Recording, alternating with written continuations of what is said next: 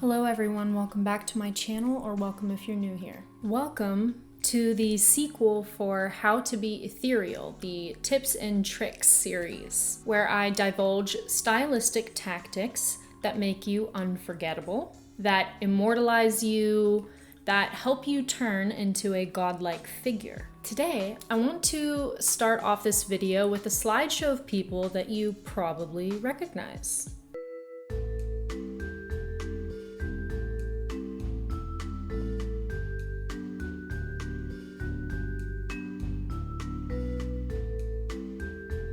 So what is it that all of these people have in common besides the obvious fact that they are all celebrities? Yes, they are iconic, but what exactly does that mean to be iconic? How have they stood the test of time? No matter how many years pass, people still remember them. Why? Aside from the obvious characteristic of fame. Before we get into it, I kind of want to give some context. I want to talk about what the word iconic means. Iconic comes from the term icon, obviously, but its definition, something that we have probably forgotten as we are not as religious of a society as we used to be. Icon is a word attributed to paintings of religious figures that were used to aid in devotion. You will most commonly recognize this one.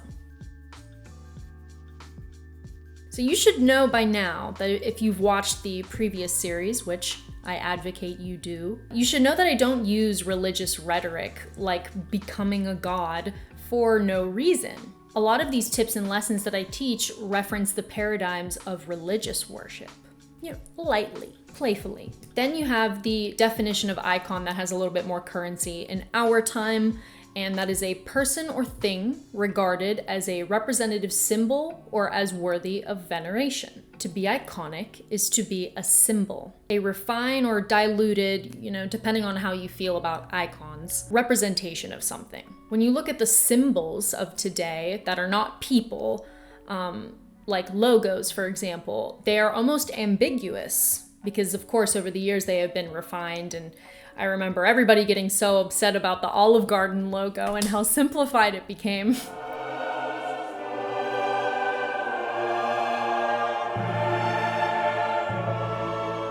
But over time, they have refined logos to being almost nothing. But we instinctually know what they are. We are repeatedly exposed to them every day, ever since we can remember, but their meaning or the brand behind them is so memorable that some things can be recalled to mind with something as simple as just a color or a collection of shapes. Take, for example, the most iconic person to ever live, Marilyn Monroe. She can literally be diluted to just her beauty mark and her open, laughing red lips, or just her platinum hair and the way that it was styled and maybe the beauty mark. Anyone would know exactly who you are referencing in a game of charades if you simply bend over a little bit, put your hands in between your legs, and give a surprised expression. That is iconic. That is immortality, a vague idea that has been passed down through the generations. So I've simplified the art of being iconic into two categories: physical appearance and actions. Physical appearance is what I just described with Marilyn Monroe, with her hair,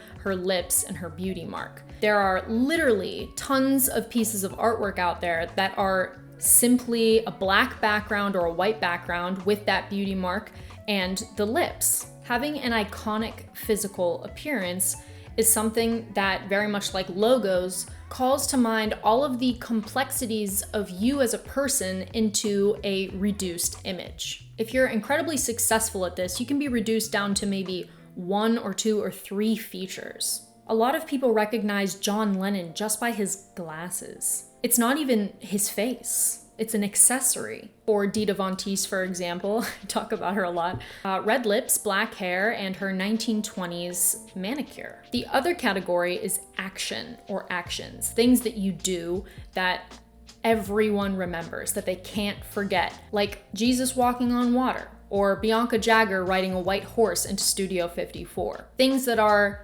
ridiculous, things that only people of confidence, people of high stature can do with ease, without a care in the world. Grace Jones, for example, was known for showing up nude to like every nightclub she ever attended.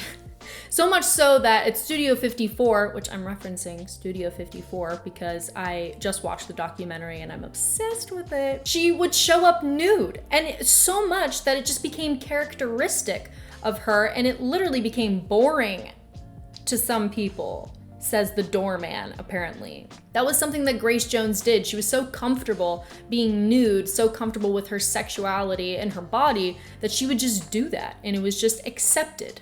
The actions usually need to be pretty absurd, and you don't really need to do them as frequently, let's say, as Grace Jones. It can be a one-time thing. You do it one time and people will forever remember you for it, which is also why you should be careful. But let's not act like infamy is not as addictive as fame. The concept of being iconic or memorable or being reduced to something very easily understandable is discussed by Christoph Niemann, who you probably recognize unconsciously from many, many, many New Yorker covers that he did. He's an illustrator. And there's at one point in his episode for Abstract the Art of Design where he talks about a yellow taxi in New York, or the ferry in New York. Both are recognizable by their color. The ferry is orange and the taxi is classically yellow. And he talks about how an idea, something as complex as all of the mechanics and the wheels and the design of a car, a taxi, can be whittled down to just a small yellow Lego block. That is exactly what you want when it comes to being iconic. It's a very good example of that. To be iconic, there should be something stable about you, something consistent for people to fixate on.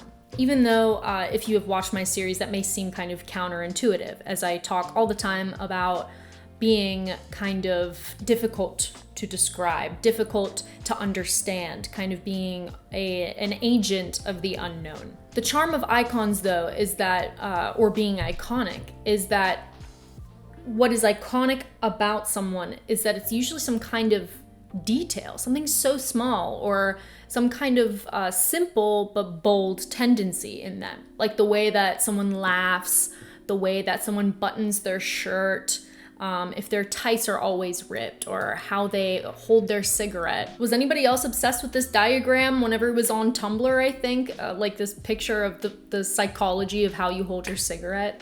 I always thought that was interesting. When people talk about you, remember you, they definitely should have a hard time describing you in depth. But there should always be a part of you, or parts of you, that are kind of burned into their memory. This really calls into mind the Amy documentary and the part where Mos Def is talking about Amy, his memory of her. And he said, "She was fast with a blue joke, could drink anyone under the table, and she sure could roll a smoke. She had a giant big laugh. She was a sweetheart." Now, if you listen to Amy Winehouse's music, if you watched that documentary, if you saw what happened to her, what her life was like as it was highly publicized, Amy Winehouse can't be whittled down to those things, but those things are very memorable, and they are part of her charm. In addition to her actual beauty, her look, her beehive, and her makeup being very iconic as well. Being ethereal is about walking the line between the known and the unknown, being easily recognizable but difficult to describe, between idea and reality, truth and lies. Being iconic helps you become bigger than yourself, something ambiguous, a kind of grand delusion, an incentive for people to want to learn more and to follow you into the unknown. All right, thank you so much for watching this video. Let me know if you liked it. Let me know if you're excited for the rest of this tips and tricks series. Please leave a comment, like, subscribe, of course, turn on the bell for notifications if you want to see more of what's going on here. And I will see you guys next week, probably with my first fashion related video. See you later. Bye.